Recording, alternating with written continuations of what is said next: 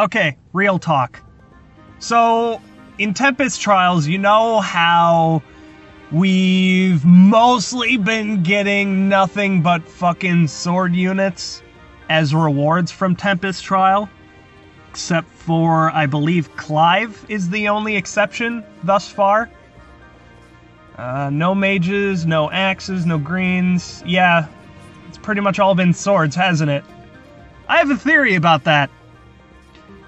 I'm thinking that the reason for this is actually because they have so many 5-star or, you know, sword units created already, that instead of continuing to flood the summoning pool with more sword units, they're instead putting them in as rewards as opposed to flooding red even more so than they already have.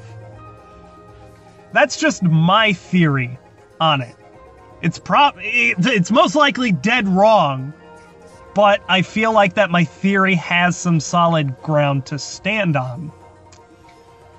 Sure, they could be, you know, putting any units that they really want to into Tempest Trials reward. They started, you know, the habit of giving the 5-star hero away in the first Tempest Trials.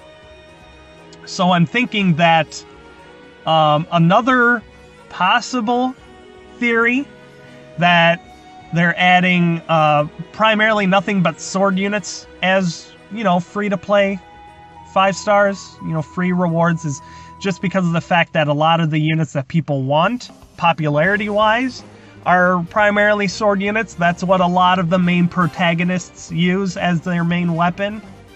And another, also very subtle theory, is the fact that if they just continue shoehorning sword units into the Tempest Trial rewards, that kind of encourages summoning and the possible purchase of orbs in which to fill out their, you know, team and their roster more evenly with other characters and not just red sword units, because I've done it before with Ike Emblem. I used a team of nothing but red sword units, and even the fact that every sword unit was Ike, it was still very difficult to succeed using nothing but that. Despite Ike being generally powerful. Also, side note, before I finish this little tiny, you know, theory crafting video, is I just wanted to mention, since it actually popped up in my mind real quickly, is Ike is meta, isn't he? But he's not exactly part of any meta conversations. He's considered meta primarily because of his overall, you know, valuable stat spread and the fact that his weapon has distant counter on it. Like, the distant counter alone pretty much makes him meta. That's an extremely powerful ability and very rare to find because Hector's the only one that has it. And how many Hectors do you have? And if you have a lot, shut the fuck up. Just kidding. He's like the forgotten child of the meta, if that sounds right. He's like, I consider him meta, and he's just not really part of any meta talks, and I think that's also because of Ryoma.